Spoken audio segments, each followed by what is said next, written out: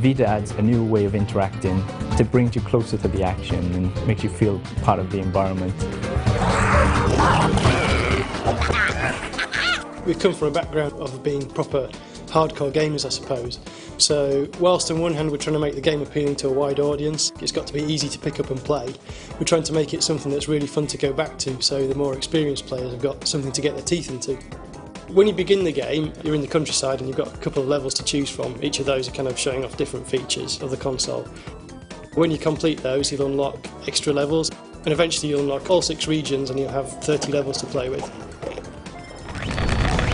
The one that I really enjoy playing is Neutron Nudger, and it's basically a puzzle game which involves the nuclear deviants, and you have to fire a beam of particles into them to charge them up, but this is all based on a sphere.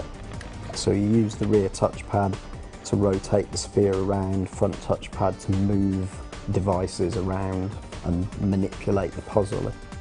It's the tactile thing of feeling like, well, I'm actually rolling this sphere around rather than pressing left on a stick to make it rotate.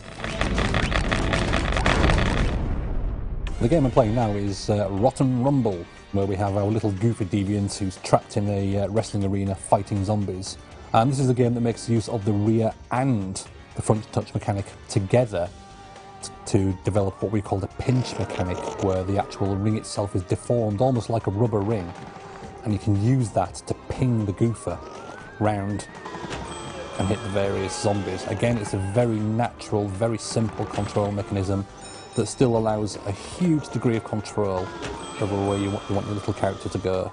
And this is one of the games that really makes beautiful use of the front screen. You've got the screen itself, the quality of it is absolutely superb. The colours are sharp, it's bright, it's vibrant, and it really does make our games look absolutely fantastic. Usually you're sort of just pressing a button and that would trigger some animation, but here you're actually physically interacting with the characters.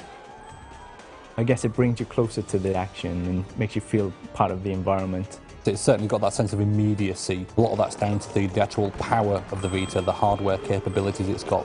We can do all of these things in real time, and it's very, very responsive. There is absolutely no lag whatsoever.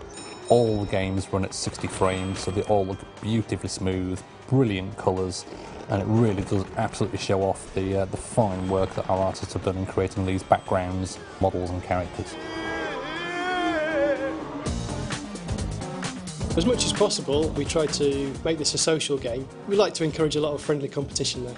You can compete against everybody around the world, and you can also send challenges to your friends.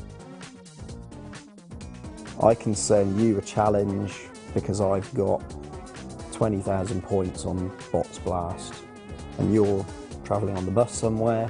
If you've got your Wi-Fi enabled, or even your 3G, then that challenge will pop up and it goes straight into the game and you can try and beat my score.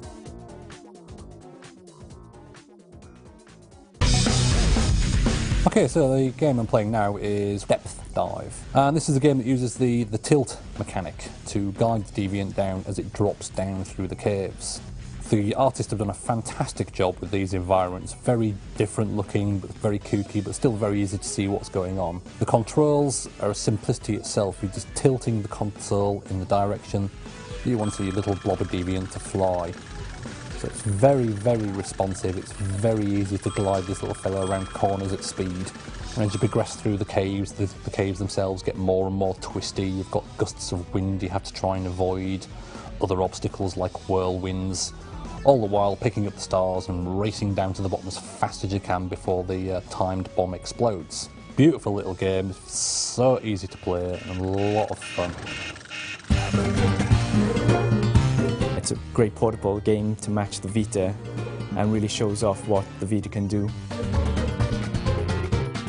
You got similar power to the previous home consoles, but in a portable device, but with all these new interfaces on it as well. The new modes of interacting that we have with these devices can radically change the types of games that we can do. I kind of like that we're making a game that just doesn't use... It's a PlayStation game that doesn't use anything that's traditional in terms of PlayStation controls. It's a more immediate way of interacting with the virtual environments that we create. It's kind of a new era of handheld gaming.